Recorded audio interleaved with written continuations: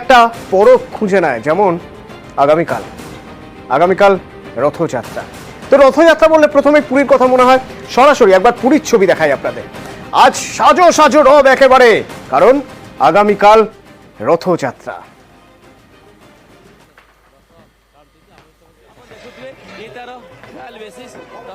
জগন্নাথ, বলরাম, সুভদ্রার মাসির বাড়ি যাত্রা আগামীকাল।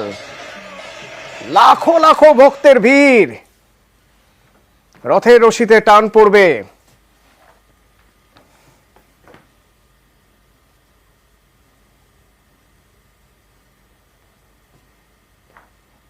এখনকার ফুটেজ একটু দেখাই আপনাদের,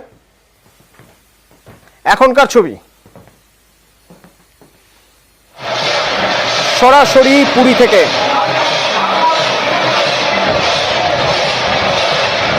যে ছবি দেখার জন্য সারা পৃথিবী থেকে মানুষ, যদি না আসতে পারেন পুরীতে, তাহলে মোবাইলে আর টিভিতে চোখ রাখেন।